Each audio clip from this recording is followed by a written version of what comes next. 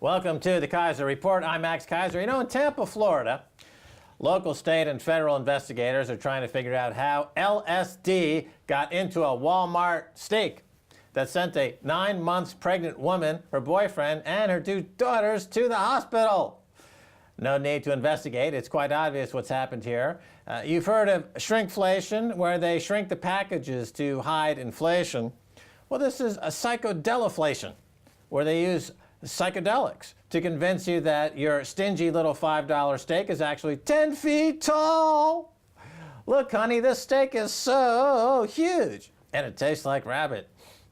Yes, psychodeloflation is MK Ultra for monetary policy, Stacy. Max, there's loads of psychodeloflation happening in headlines across the world in the last few years, but it's accelerating. People are getting more and more stoned on this LSD-laced monetary policy. So I want to look at this tweet from MarketWatch. U.S. stocks enter their 6th year of a bull market tomorrow, the strongest since World War II. If you look at the chart here that they give with it, it's all the markets are up. The top is the green, and it is the post-1982 recession. This is when you participated in, Max. And below that is the yellow line, and that's today's so-called recovery. And the light blue further down, the third most powerful, is World War II, post-World War II. Yeah, I think the difference, the 1982 to 1987 stock market rally was fueled primarily by cocaine. Apparently, this stock market rally is fueled by LSD. That's the big difference. The cocaine of the 80s made everybody feel invincible, and they bought stocks until the crash of '87. Here, the LSD of this era is making people feel psychodeloflation. They think that these earnings are 10 feet tall, when in fact they're backed up with nothing, and the wealth and income gap has never been higher, even higher than it was in the 1920s, which led to the crash of '29 and the Depression. So clearly we're on suicide watch. Well, I want to look at the equivalent of the LSD-laced steak from Walmart is the Fed policy and the government intervention. And that is, global debt exceeds $100 trillion as governments binge, BIS says. The amount of debt globally has soared more than 40% to $100 trillion, according to the Bank of International Settlements. And they say the $30 trillion increase from $70 trillion between mid-2007 and mid-2013 compares with a $3.86 trillion decline in the value of equities to $53.8 trillion in the same period, according to the data compiled by Bloomberg. As we said, in the 2007-2008 period, capitalism would not be allowed to prevail, but state-controlled socialism for banksters would be imposed, which means a command and control method of 0% interest rates as dictated by the Politburo of global central bankers, who added $30 trillion of fiat nonsense into the economy, fiat LSD into the economy, driving debt to $100 trillion, which is the number they spoke about at Davos not, 2 years ago, 3 years ago. They said that they would need to recapitalize the global economy for $100 trillion. At the time, people thought that seems like a lot. But here we are, 2014, they need $100 trillion to recapitalize the global economy.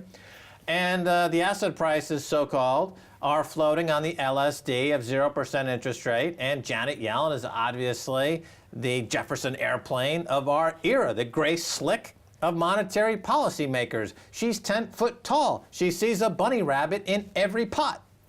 Well, a few things here. So it's 30 trillion so far to get to 100 trillion. So they still have 70 trillion more that they think they need.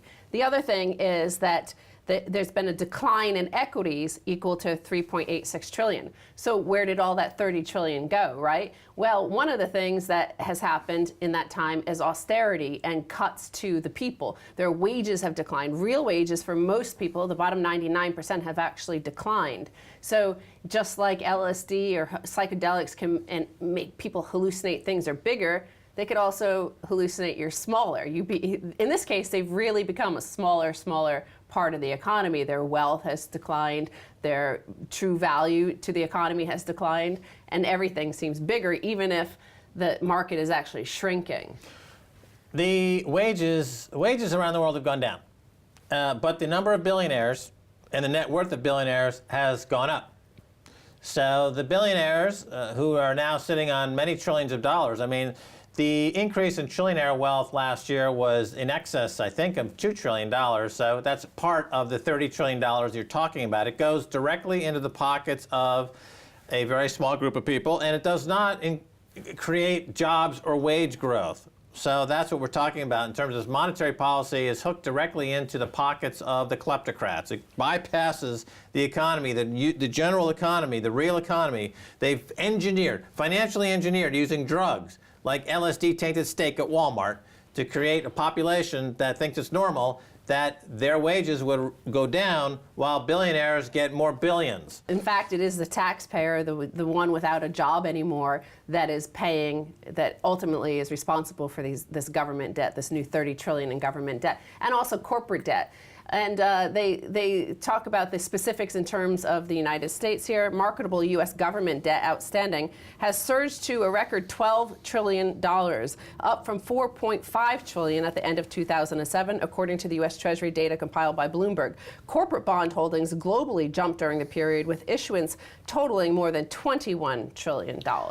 When you mention that the amount of debt has increased by $30 trillion, correct? Correct. That's what you said. On a base of, let's call it $70 trillion. It's a lot higher, but let's just call it $70 trillion. That's just on those numbers alone, roughly a 50% increase in the supply of debt. So what has happened to the price of debt? That is to say, interest rates and bond prices. Well, bond prices have gone up despite record issuance of debt. Despite a 50% increase in issuance of debt, prices have gone up. So this repudiates every known fact tied to economics. Even Nouriel Roubini, who is financially illiterate, could tell you that when you increase the supply of debt by 50%, you would expect the prices to go down, not up. So clearly, who's buying all this debt? Governments. Mark Carney, Bank of England, Federal Reserve Bank, they have all this debt on their balance sheet, which is only kept alive by 0% interest rates, which are like whether 1920s or other periods before in history, only lasts until it breaks, until it explodes, and then all that debt collapses, interest rates skyrocket. So we're on suicide watch. I want to look at one of these austerity hit economies, one of these debt hit economies, and that's Ireland, to see the effect of this LSD-laced monetary policy. Dublin house price boom sparks fears over asset bubble. Irish capital's rich postcode areas see 22% increase in property prices while costs outside the capital remain stagnant. Some rich sections of Dublin have seen prices rise by 2/3 in the past 9 months. So that's genuinely a case of hallucinatorily looking at, like, wow, in 9 months, look how big the value of our gains are. Well, let's go back to medieval times. The church got very wealthy with indulgences. So they would say, you know what, we'll keep you from hell. You give us a big sack of money. And so all the rich monarchs and aristocrats would give the Pope essentially a big sack of money, and he'd say, okay, you've got a free pass, you don't go to hell, you get right to heaven. So the church got really wealthy. Here you have kleptocrats in Dublin who say, give us free interest rates, so we make our house prices go up here amongst our coterie of kleptocrats, and we won't send you guys to jail. We won't send Jamie Dimon's affiliates, the Bank of Ireland, those other big Irish banks that were caught with the red-handed stealing money. We won't send you to jail if you give us scads of money, and we'll make your real estate prices go up. So it's just a medieval indulgences played out in modern-day Ireland with central banks. So you have, on the one hand, you have this LSD-laced monetary policy, and the other thing is that providing this hallucination of house price rises is the fact that the banks and the government, NAMA, own most of the properties. There's 700 ghost estates still in Ireland, 700. There's 2.1 billion euros of mortgage arrears.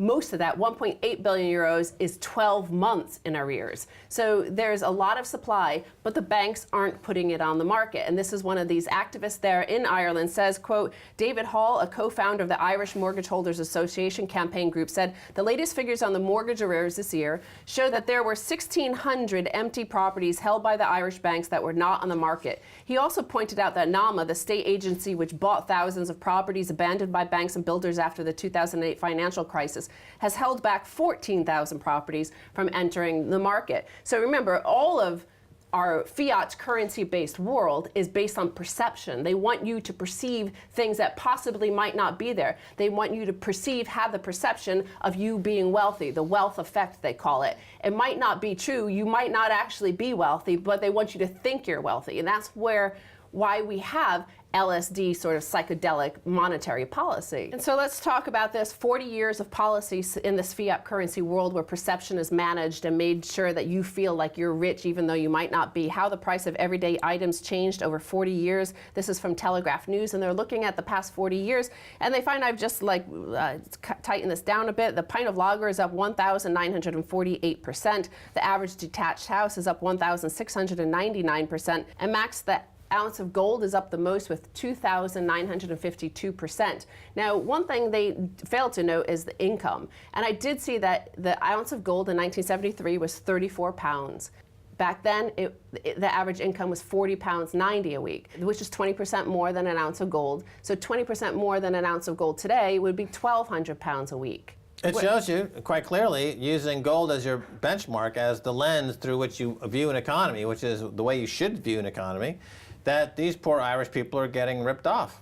Well, this is in the UK, and obviously we're 50% behind. We're 50% behind because the average wage is more like 600 pounds, not 1,200 pounds. Had you kept pace with the inflation of the gold price, which was immune to the LSD of monetary policy, gold is immune to the LSD of monetary policy. Yeah, at the end of the rainbow, every leprechaun knows you don't find a pot full of LSD and fiat currency. It's gold. All right, stay tuned for the second half, a whole lot more.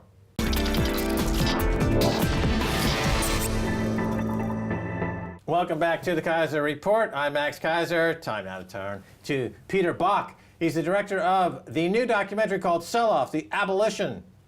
Am I saying that right? The abolition of the NHS seeking crowdfunding. Am I saying that right? The abolition. You can say abolition, you can say abolishing. Yeah, if the you want, abolishing. But yeah. Abolition should really be the word. Okay, so the sad truth. This is a recurring theme here. It's a horrification. Tell us a little bit about the film. Well, the film is a very personal film in a sense about a very public tale. And it began in unlikely ways. I was actually approached by a group of doctors who said, we'd like to talk to you about something. And I thought this is very intriguing. And I went to a small basement in Earl's Court in London where there was a group of doctors almost conspiratorially gathered together. And I went down the stairs into the room and was suddenly bombarded for possibly 2-3 hours with a litany of complaints, a litany of frustrations, and a kind of delight, if you like, of concern and care and proper compassion. Okay, the NHS, it's a public institution. It's the UK Health Service. It's being cut up and sold off piece by marketeers and privateers and mercenaries. Rank financial mercenaries. Is it wrong to describe the private equity groups and this coalition government as financial mercenaries? Well, I thought at the beginning, well, I'm not sure, but now I think it is fair to say yes. Let me jump in and quote Alistair Heath in today's City AM, Please. Who says, the UK establishment has always been mercenary and generally put growth first. So here's the City AM, Alistair Heath saying, yeah, we are mercenaries. We don't care about life. We care about growth. Well, I think the original NHS would dispute that point with you and point out to you that there was a very clear and very successful cohesion which was created in the 40s, which involved everybody. And it wasn't even a socialistic mantra. It was, in fact, a thing where the very wealthy could receive health care just as much as the very poor. So I think that was not a profitable concept, but a fair-minded, compassionate, humanistic, and successful. But this is the problem. Here you have the city luminaries saying that essentially they've let these financial mercenaries loose. Yeah. And they're saying, you know, the NHS has valuable assets, income-producing assets that we can sell to overseas investors. A lot of these assets are going to end up in the pension funds of German retirees who will make money on all the NHS properties that are being sold to them. But let's talk about this film, because you're crowdfunding the finishing funds of the film on StartJoin, thanks to our viewers, but it's most of it's in the can already, right? So this is really finishing funds. But you've done most of the principal photography, have you? We have. We've done a lot of filming. It's essentially like a one-person film in the sense that in order to get it done, I've done an awful lot of it myself. But we have done a lot of filming, and a lot of the editing has been done too. But we do need to get the money to finish it, and the crowdfunding seemed like a very democratic way to do that. Right. We're all out of pocket on this film, but we're all very energized by what we've come across and what we've discovered. Now, the thing about markets, that when they're run efficiently and properly, unlike the mercenary markets that Alistair Heath is talking about here in the UK, when you have real, genuine, fair markets, they generate true price signals. So this is a way to calibrate what the actual supply and demand is. Again, if you look at the bond market, there's been a huge supply of bonds, and yet the price has gone up. So that's a failed price signal. But here on StartJoin, which is the crowdfunding site, you have the ability to look at genuine price signals. And I'm looking at this. 15 backers, 15 people in the UK have come forward to put up £1 or £5. That tells me the price signal is that the people in the UK either A, don't care about their NHS, or B, just have no idea that they're having this NHS stolen out from underneath them. Well, that latter point is the very scary one. I think, in a sense, going back to my point that I started this film a genuine novice on the subject, and I've ended it almost like a convert. I think it's shocking most of all that people don't know about it. And I think this has worked very well on behalf of the profiteers, as you might call them, because in a sense they have been able to do all this change under the radar, and very few people are aware of the fact that when it comes to their health or their children's health or their parents' health, there will be serious repercussions. They might knock on the door of their local surgery one day and suddenly be presented with a bill. Yeah, what's interesting, in the U.S., of course, they went through a huge change in the healthcare. They have what's called Obamacare. But that was after and part of a huge outcry that they wanted a change in their healthcare. Tens of millions of people with no insurance, no healthcare. It's a huge drag on the economy. It was obvious that something has to be done and needs to be done. Here in the UK, the healthcare system, it acts as a monopsony, which is the ability of one buyer, in this case the government, to deliver efficient healthcare at excellent quality at the lowest possible price. People, there's no outcry to change it. There's no huge outcry to change it. What's your thoughts on this? Because it's not a mandate from the people. The people are not mandating this, but they're being hoodwinked into it. Well, exactly. And the biggest surprise that I encountered in the course of what I've done to date on the film was the fact that 30% now of the annual health budget is expected to go towards administration costs linked to the insurance companies, etc., that has happened in the United States. That's 30% of the annual health budget, which at the moment runs at over 100 billion per annum, which makes the NHS perhaps the third largest employer in the world, I think it is. But that's the thing, is we're told that the expenses of the NHS system are too powerful for us to contain, cover, work with, so we have to now privatize it. But that actually makes it even more expensive. And nobody is revealing this fact. Well, it's more expensive and less effective. Yeah. Okay, look at the energy Far less industry in this effective. country. It's now been totally thrown over to the 6 oligopolists who deliver much higher costs and service that's highly questionable. And of course, they're sponsoring things like fracking, which, speaking about healthcare, it's a known cancer, carcinogenic. So the people don't seem to care. I mean, then they'll go to the NHS to get cancer cure, but that'll be privatized and in part owned by the energy companies. Because, of course, they're all owning each other. Now, you're a filmmaker, and of course, we talk about documentaries, and one filmmaker that comes to mind is Michael Moore. And Michael Moore came to this country and said, you know, here's the NHS, and said it's fantastic, and was telling people in America, like, this is the way it should work. So what about going to the U.S. and trying to get people there to understand the shortcomings of a corporate-run health system? About the United States, that became very clear to me in the course of what I've done so far, is that their market is saturated. The private healthcare market in the United States needs somewhere fresh to go, and it has in its sights the NHS, and it believes that if it can get the NHS and it can cover it and penetrate it and interfere with it and profitize from it, it can show the rest of the world its next targets. Look, we have done the NHS.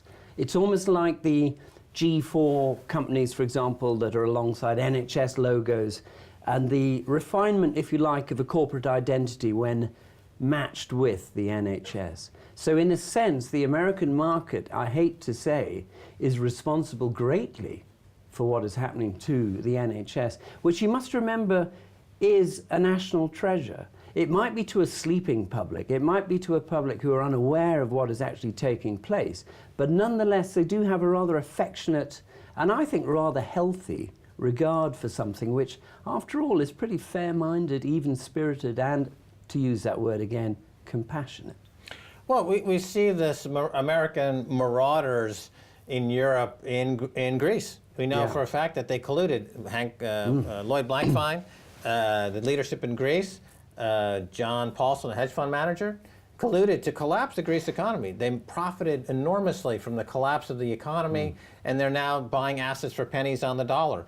Goldman Sachs orchestrated the subprime catastrophe, benefited from the collapse of the subprime catastrophe. So the same American banks, in collusion with the UK banks, the Barclays, the Lloyds, the HSBC, are colluding to destroy a huge income-producing asset that was built up over generations by the British people, to pick it clean of its assets, sell it off to the highest bidder, and leave an enormous amount of debt. It's like, is this Sir Philip Green of Arcadia and the Top Shops, remember? He's loaded a company up with $1 billion in debt through his wife in Monaco, and leave the company with debt. So here the NHS will be loaded with hundreds of billions of pounds of debt. And of course, they'll need to cut corners, they'll need to sacrifice service, and people will die. And this coalition government, and again, as Alistair Heath is pointing out, we're mercenaries. We don't care if you live or die, we're mercenaries. It's right there in black and white in City AM. How do the people respond to their own city of London, treating them like cannon fodder? Exactly. Well, how they will end up having to respond will be a bit like you mentioned Greece earlier, where you have